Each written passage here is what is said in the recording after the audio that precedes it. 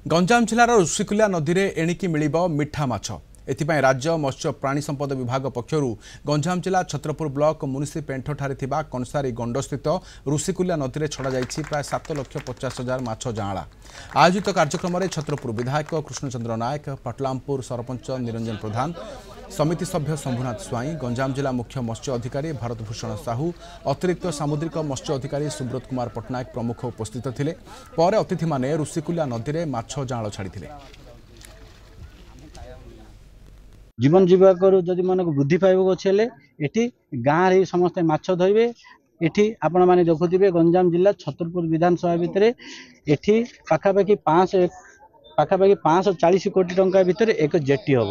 ये जो मैंने ये आम अंचल पाखापाखि फिशरी डिपार्टमेंट लोक बहुत अधिक अच्छा से आम सरकार निष्पत्ति नहीं जो मत्स्यजीवी मानकर बुद्धि करने शक्ति बढ़ाई आम सरकार निष्पत्ति नहीं।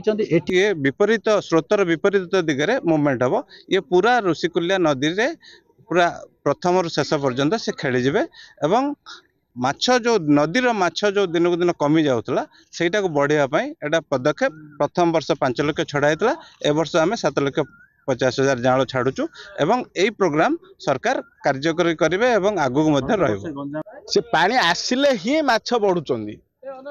ए माछ जो छड़ा है ये बढ़ कि रही जीव कि किसी ग्यारंटी नहीं किंतु माछ सुषम पानी दरकार।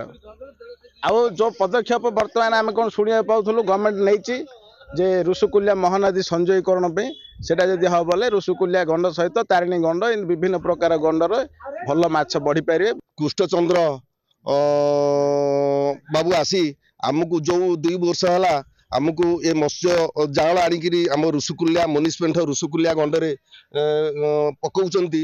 आउ ता द्वारा भी आम भावुचु माने प्रभु जगन्नाथ कृपारू आम भावुचु आम मत्स्यजीवी किछि उपकृत हेबे।